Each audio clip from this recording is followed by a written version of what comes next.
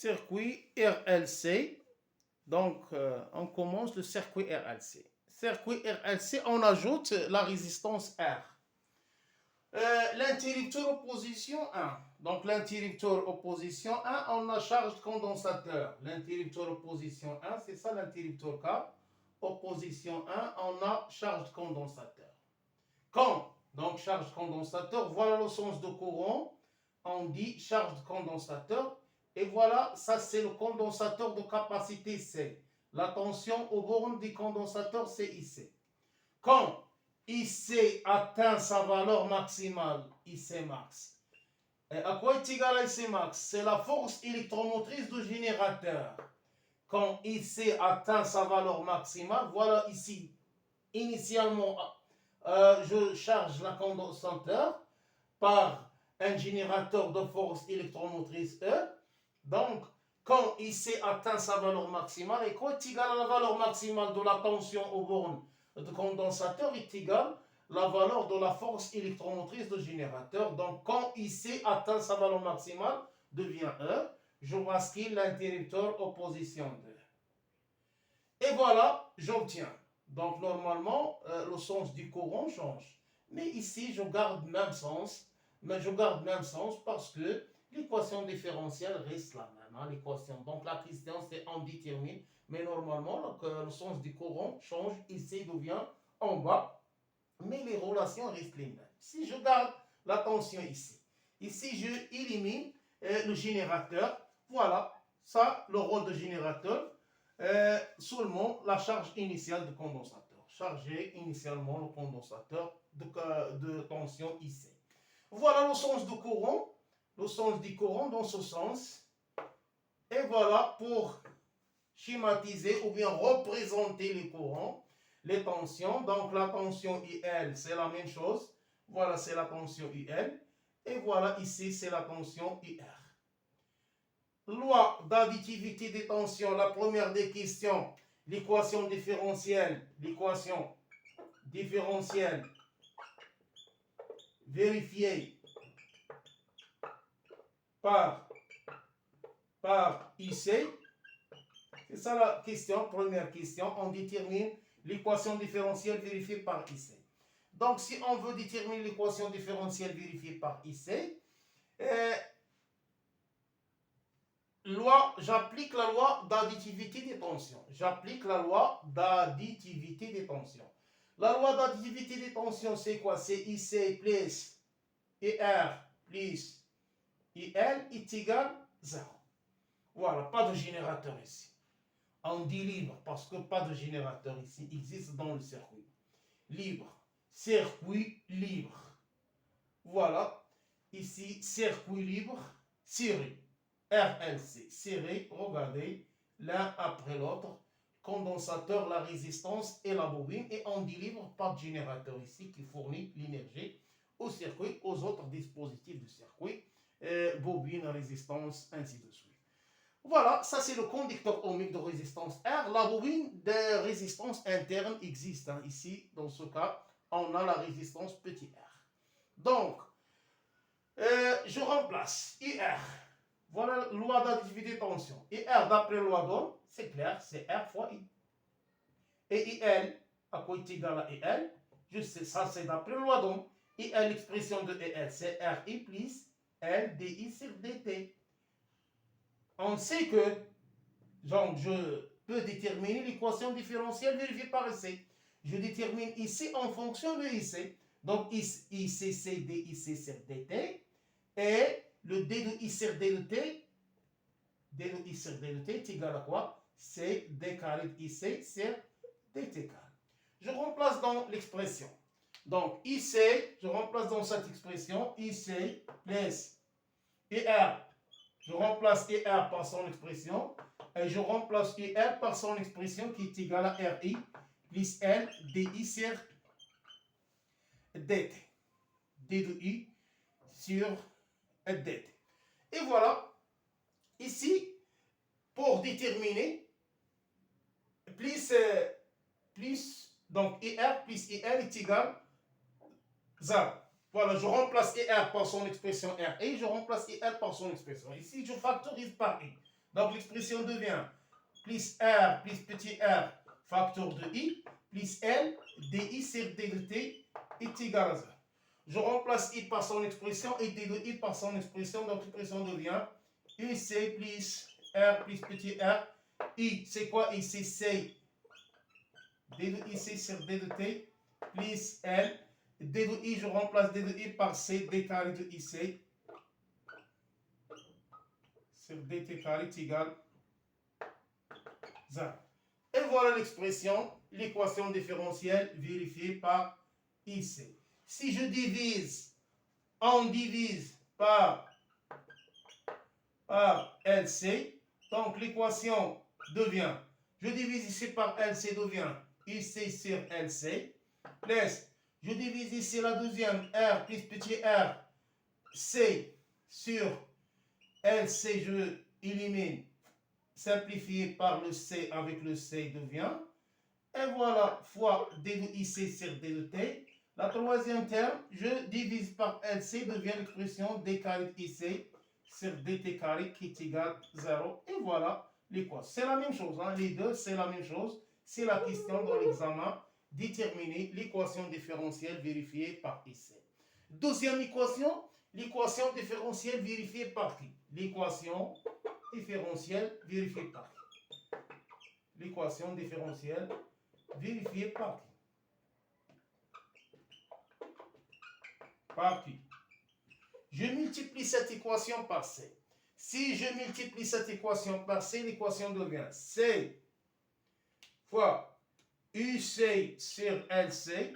Je multiplie ici par notez R plus petit r, c'est on note R plus petit r, R total. C'est la même chose sur L. R plus petit r, on l'a remplacé par R total, RT. Avec RT est égal à R plus petit r. Je multiplie ici la deuxième terme par sur dt de IC par C.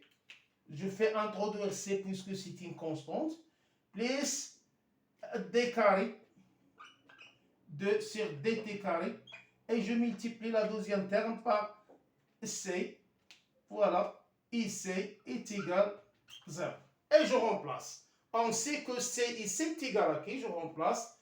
Donc l'équation devient Q sur LC plus R total sur L, D de CIC sur D de T, D de CIC c'est D de qui par exemple, D de qui, et plus D carré de qui sur DT carré. Et voilà, est égal à 0. Tout simplement, c'est ça l'équation différentielle vérifiée. Donc la première équation, comment on représente? On sait que IC max, il faut savoir que IC max est égal à 1. La première des choses, parce qu'on charge le condensateur avec un générateur de force électromotrice E. Donc IC atteint sa valeur maximale, devient E est égal à IC max est égal à E. Je vois ce qu'il est l'interrupteur opposition 2. Donc le condensateur se décharge dans la bobine. Il y a perte ici. Ici, il y a perte d'énergie. Pourquoi il y a perte d'énergie? Parce que on a une résistance, ou le rôle de résistance transforme l'énergie en chaleur par effet Joule. Transforme l'énergie par chaleur. Ici, on a D de au total n'égale pas 0. D de au total négatif. Donc la question qui suit, montrer que D de au total négatif. Montrer qu'il y a perte d'énergie. Au total n'est pas constante. Donc la question, montrer, ça c'est les équations. Donc les équations ici, on ne détermine pas les solutions des équations pour cette année-là. Donc, seulement l'équation linéaire de deuxième degré d'un circuit LC idéal. Oui, on détermine l'équation, mais non pour cette équation. Regardez, donc déterminer, ou bien montrer qu'au total n'est pas constante. Montrer qu'au total n'est pas constante. Montrer qu'au total n'est pas constante.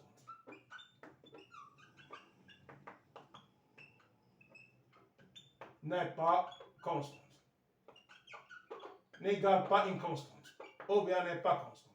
C'est-à-dire, je montre que quoi? Que D de au total sur D de T négatif. Revenons à l'expression. On a, au total, est égal à quoi? 1,5. CIC, c'est l'énergie emmagasinée dans le condensateur. Plus 1,5. L au carré, l'énergie emmagasinée dans la bobine. Je calcule D2 au total sur D de T. Donc voilà D2 au total sur D de T, la dérivée. La dérivée de ce terme-là, 1,5 C constant devient 1,5 C IC carré. 2 IC, pardon.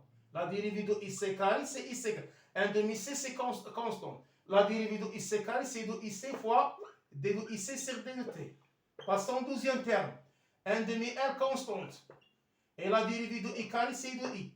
Et n'oubliez pas D de I sur D de T, parce que je divise ou bien je détermine la dérivée en fonction de temps. La dérivée en fonction de temps. Je simplifie le 2 avec le 2. Le 2 avec le 2. Qu'est-ce qu'il reste? 1,5 UC. Non, qu'est-ce qu'il reste? Donc reste seulement UC fois C D de IC sur D de T. IC fois C, c'est la même chose. Ou bien C fois IC, c'est la même chose. Plus L, I fois D de I sur D de T. CD de IC sur D de T, quoi est égal à CD de IC sur D? C'est I. Donc, est égal à la dérivée. C'est IC plus fois I plus L, I, D de I sur D de T. Je factorise avec le I, donc I devient I facteur de IC plus L, D de I sur D de T. Je remplace D de I par D de T, je trouve.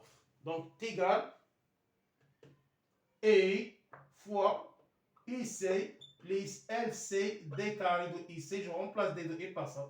D carré de IC sur DT carré. Facteur. Et voilà. À partir, revenons à l'équation différentielle vérifiée par IC. Voilà l'équation différentielle vérifiée par IC d'un circuit RLC.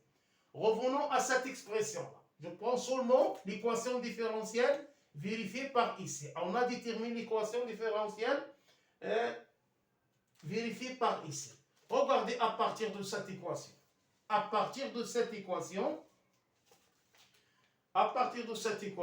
regardez ici. C'est IC plus LC. À quoi est égal? Voilà IC plus LC D carré. À partir de cette expression, IC plus LC D carré IC quoi est égal à moins ce terme. À partir, on a l'équation différentielle vérifiée par IC d'un circuit RLC. Voilà, on écrit l'équation. Donc, à partir de cette expression, IC plus LC D carré IC sur DT carré est égal à quoi? Moins R total qui est égal à R plus petit r plus petit r, fois C D de IC. C'est quoi C D de IC? C D de IC sur DT. Je remplace R plus petit r par R total, devient moins R total, et je remplace C D de IC par I. Et voilà. IC plus LC D carré IC est égal à moins R total fois I. Je change. Je remplace cette expression par cette expression. Donc, D2 au total sur DT est égal à quoi? I facteur de IC plus LC D carré de IC sur DT carré. Je remplace IC LC D carré par cette expression, moins R total fois I. Et voilà, est égal à quoi? Fois moins R total fois I, qui est égal à moins R total et au carré. Voilà. R total positif, I carré, le carré d'un nombre toujours positif, donc fois le signe moins qui est égal à négatif. Et voilà, on dit qu'au total, D de au total sur D de T négatif. Il y a E total n'égale pas constante, différent d'une constante. Il y a perte d'énergie par effet joule. Par effet joule.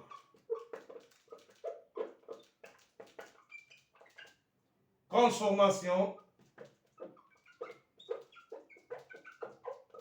de l'énergie en chaleur.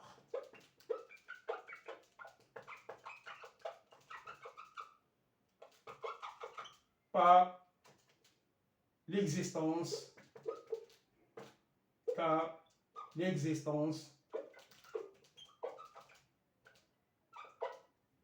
d'une résistance dans le circuit.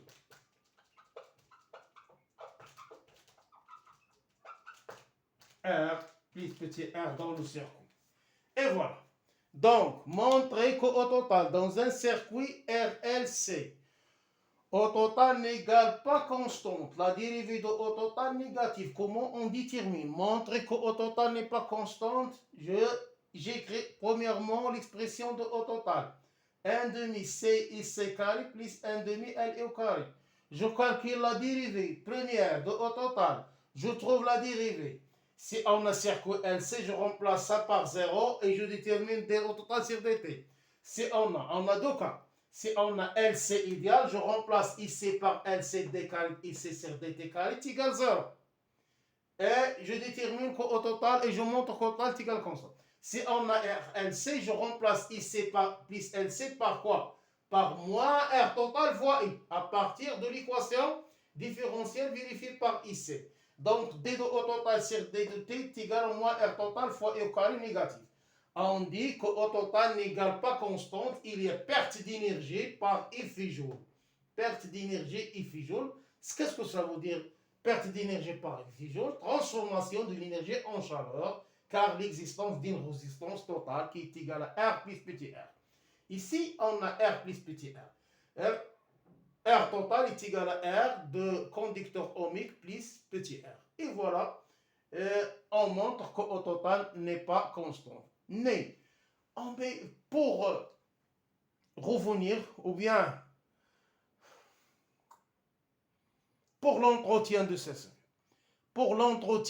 circuit, l'entretien, c'est-à-dire on a perte d'énergie et on fait montrer que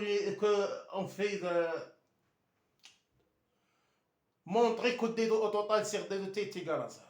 C'est-à-dire l'entretien de circuit, je remplace l'énergie, ou bien je fais monter en série un générateur de résistance R qui fournit l'énergie perdue. Donc, qui fournit l'énergie perdue et on obtient des oscillations non amorties. Ici, on a amortissement parce que l'énergie diminue en fonction du temps. Il y a perte d'énergie. Si on veut faire l'entretien de ce circuit, on monte en série un générateur de résistance R, ou bien on monte un générateur de résistance R qui fournit ou bien qui remplace l'énergie perdue par I phi joule. Comment? Donc, regardez. On a par exemple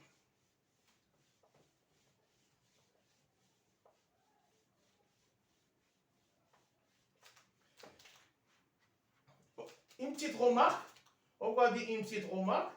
Si on a dans le circuit, on ne met pas le conducteur ohmique, seulement la bobine de résistance R. L'équation différentielle devient R, je donne R0, donc l'équation différentielle devient petit r, c'est D de IC sur D. Si on a seulement condensateur relié avec une bobine de résistance interne R, on obtient circuit RLC où la résistance totale du circuit c'est R. Si on a condensateur avec conducteur ohmique mais avec une bobine de résistance interne nulle, ici seulement le R total devient grand R. Voilà les cas à déterminer. Si on travaille par R plus petit r, si on a le conducteur ohmique et la bobine de résistance interne petit r, si on a la résistance interne de la bobine négligeable, seulement la résistance du conducteur ohmique, voilà R. Si on a la résistance, pas de conducteur ohmique, seulement la bobine, on met petit r. Et voilà les trois équations différentielles qu'on peut déterminer à partir du circuit RLC. Donc l'entretien du circuit. On a un circuit RLC. Regarde, on a un circuit RLC.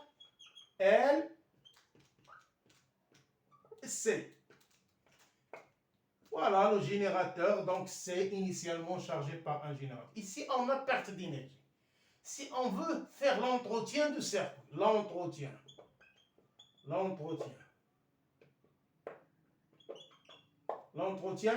de circuit.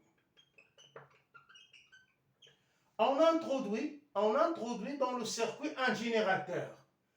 L'entretien du circuit. On introduit dans le circuit un générateur de force IG, de la tension IG qui est égale. IG est égal à K fois I. On va déterminer l'expression de K après. Qu'est-ce que ça veut dire K? Ou bien dans l'examen, un générateur de force électromotrice UG, ou bien de tension OG est égal à R0 fois I. Avec R0 est égal à quoi? R0, c'est la résistance de générateur. R0, la résistance du générateur. Résistance du générateur.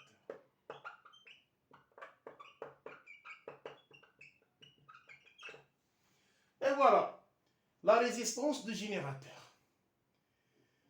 Voilà le générateur qui impose le courant électrique. Le générateur est toujours en convention générateur, le sens de IG avec même sens avec le courant. Et voilà, U, ça c'est IR, ici c'est IL, et ici c'est IC. Loi d'additivité des tensions. On met ici pour l'entretien. On dit entretien. L'entretien, Siena. L'entretien des oscillations. On dit l'entretien des oscillations. L'entretien du circuit. On monte en série un générateur ou bien en roulis entre les bornes de circuit RLC un générateur de résistance R0. Regardez, loi d'additivité de tension. Qu'est-ce qu'on a? IC plus IL plus IR est égal à UG. On a ici un générateur plus. Je remplace IC plus ILCRI plus N DI sur D de T et R c'est R fois I qui est égal à IG. Je remplace IG par son expression c'est R0 fois I. Donc, on met R0I ou bien KI, c'est la même chose. IG est égal à KI, c'est la même chose. KI ou bien R0 fois I. Regardez, cette expression devient IC est égal à RI plus L DI sur D de T plus grand RI moins R0I est égal à 0. Je factorise avec le I. Donc, ici, pardon, plus.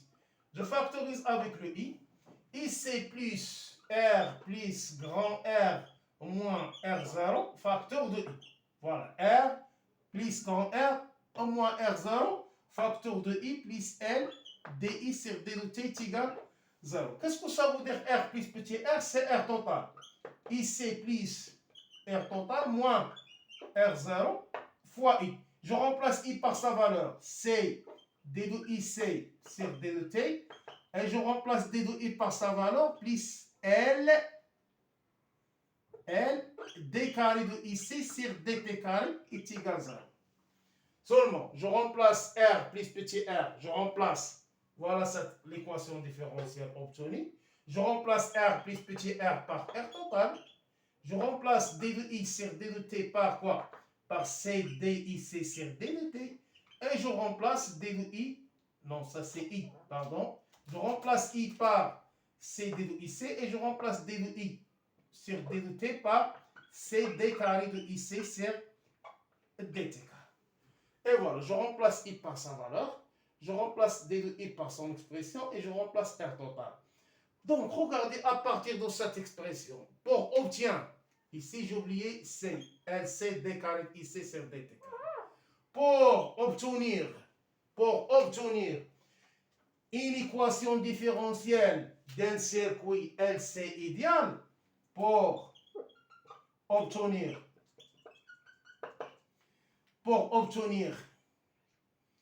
une équation différentielle d'un circuit LC idéal. Voilà l'équation différentielle d'un circuit LC idéal sous la forme la forme UC plus LCD carré de IC sur DT carré. C'est ça l'équation différentielle d'un circuit LC égal. Il faut que ce terme est égal à ça. Il faut que ce terme est égal à ça. Il faut que R total moins R0 facteur de C D de IC sur D de T est égal 0. On sait que ça c'est on sait que C D de IC sur D de T différent de 0. Qu'est-ce qu'il reste? R total moins R0 est égal 0. C'est-à-dire que R0 est égal à R total. R0 est égal à R total du circuit. Et dès maintenant, pour l'entretien des oscillations, et les oscillations deviennent non amorties, ici on a ici, pour un circuit RLC, regardez, pour un circuit RLC, on a les expressions de IC, c'est sous la forme. La courbe de IC diminue en fonction de temps. Pour un circuit RLC. Donc, IC n'est pas constante. On dit régime pseudo-périodique. Pseudo-périodique. Et on obtient un régime apériodique si on augmente la valeur de la résistance. Si on a résistance réglable, si on augmente la valeur de la résistance, on obtient régime apériodique. Régime apériodique. Ça, c'est régime apériodique, c'est-à-dire R total plus grand. R total plus grand. Si on augmente la résistance, on obtient régime apériodique. Si on a R ici, R petit, R total petit, on obtient régime apériodique, régime pseudo-périodique. Ça, c'est le régime pseudo-périodique et c'est diminué en fonction de temps. Donc, régime pseudo-périodique, on obtient la régime pseudo-périodique, c'est-à-dire R total de la résistance totale du circuit est petite. À une valeur, mais la valeur est petite, on obtient que le régime ou bien l'amplitude de signal UC oscille autour de IC est égal à 0, prend des valeurs positives et des valeurs négatives, et l'amplitude diminue en fonction de temps. Si on augmente la valeur de R total, on obtient régime apériodique. Regarde ici dans le régime, si on veut faire l'entretien de ce circuit-là, RLC, on introduit un générateur de résistance R0. Et la condition d'entretien, c'est que la résistance du générateur est égale à la résistance totale du circuit. Pour l'entretien, c'est-à-dire pour qu'on obtient, on a un régime, donc RLC, on a l'existence de la résistance dans le circuit, on obtient un régime pseudo-périodique. Si on veut faire l'entretien de ce circuit et on transforme ce régime périodique en régime pseudo-périodique en régime périodique, j'introduis un générateur dans le circuit de force ou bien de résistance R0 est égal à R total de circuit et on obtient des oscillations comme ça, des oscillations comme un circuit idéal LC. Si on a des oscillations, on obtient ici sous la forme. On obtient ici sous la forme, l'amplitude reste constante puisque le générateur fournit quoi? Fournit l'énergie dissipée par effet joule. Donc le générateur remplace l'énergie ou bien fournit l'énergie dissipée par effet joule ou bien l'énergie transformée en énergie thermique. En chaleur par effet joule, le générateur Joule-Soros, c'est-à-dire remplace l'énergie dissipée par effet joule et les tensions UC devient constante, on obtient régime périodique. Voilà. Donc on obtient. Condition de générateur, c'est que condition de générateur, c'est que R0 qui est égal à K est égal à R total. La résistance, condition, c'est que la résistance du générateur est égale à la résistance de circuit total.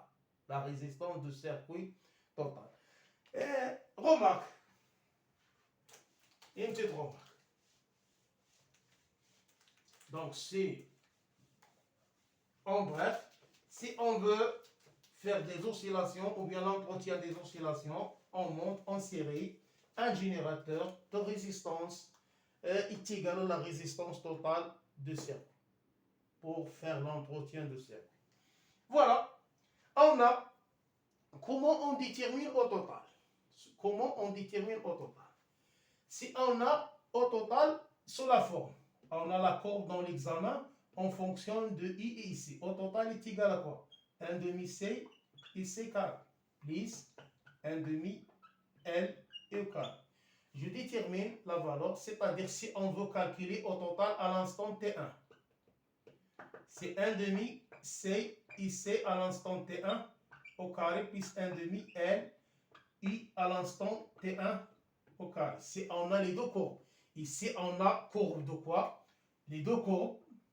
Écrivez la courbe de IC et la courbe de I. On a les deux courbes dans l'examen, dans l'exercice. On détermine IC à l'instant T1 et on détermine I à l'instant T1. Si on a seulement la courbe de IC, au total devient au total à T1 est égal à 1 demi C IC au carré plus 1 demi L. Je remplace I. Quelle est la relation? C'est C D de IC sur D de T au carré. Et voilà, je calcule si on a ici la courbe en fonction de IC. IC. On a seulement la courbe de IC. Si on a la courbe de IC, l'expression de au total s'écrit en fonction de IC. Si on a la courbe de Q, au total est égal à quoi? Au total est égal à quoi? En fonction de T1, je remplace ici en fonction de T1. Ça, c'est le coefficient directeur, c'est la valeur maximum. Donc, regardez, au total, à l'instant T est égal à encore 1 demi, je remplace ici C, IC par Q sur C, le tout au carré. Je remplace IC par Q sur C, devient Q carré sur C. Je simplifie, c'est Q carré sur C, plus 1 demi N. C'est quoi? C'est D de Q sur D de T. Le T au carré. Et voilà. Ça, c'est, on a la courbe en fonction de Q. On a la courbe dans l'examen en fonction de Q. Si on a la courbe en fonction de IC et R, au total devient 1 demi C IC carré plus 1 demi N. Je remplace I par UR sur R. Le T au carré. Et voilà, on a les deux courbes ici en fonction de courbe en fonction de IC et Q. Et voilà comment on détermine au total dans le cas d'un circuit RLC. J'applique la première relation si on a les deux courbes IC et I. Je détermine IC à 50 si la question déterminée au total à T1. Au total à T1, je calcule IC à l'instant T. Je détermine la valeur à partir de la courbe de IC à l'instant T1. Je détermine la valeur de I à partir de la courbe à l'instant T1 et je remplace. Voilà. Si on a la courbe en fonction de IC, voilà l'expression au total en fonction de IC. Si on a la courbe en fonction de Q, voilà l'expression au total en fonction de Q. Si on a la courbe totale en fonction de IC et R, voilà l'expression. Par exemple, on a ici IC. Je prends le deuxième cas.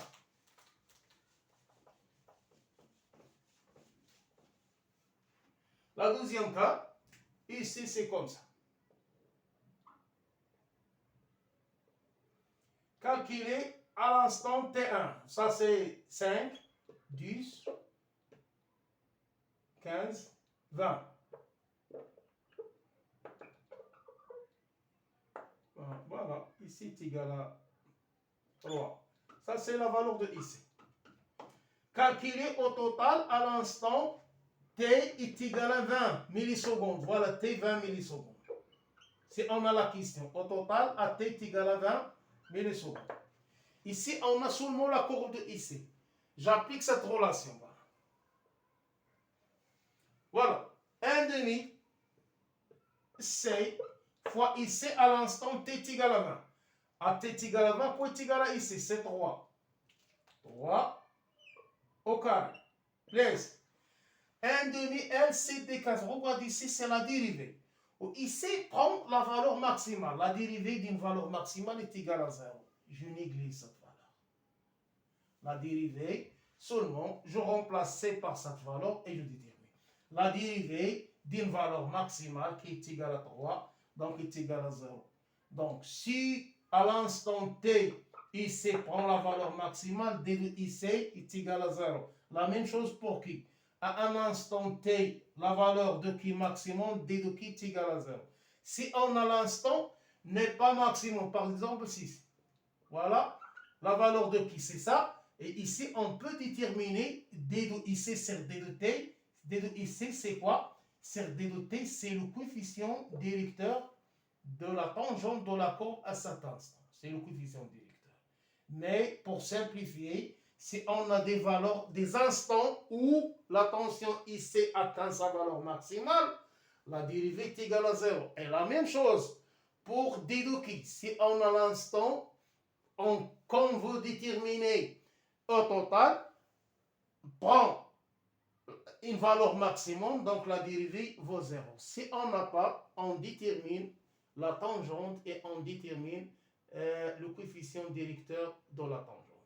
Et regarde ici, regardez l'amplitude diminue, je parle ici de pseudo-période et je ne parle pas de la période propre. Le pseudo-période, notez T et notez pas T0. T0, c'est période propre. Ici, c'est T.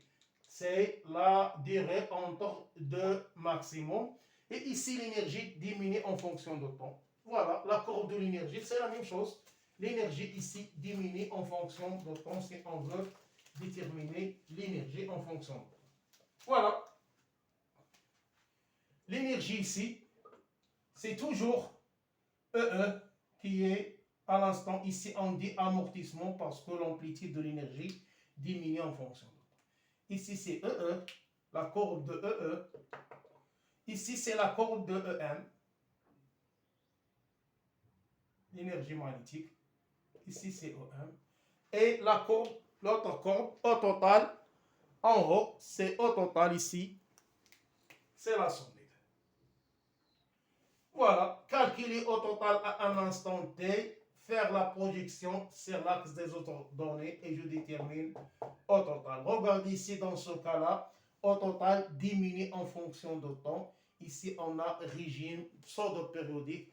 Il y a perte d'énergie. D de au total sur D de T est négatif. Et voilà, concernant RLC, circuit RLC série.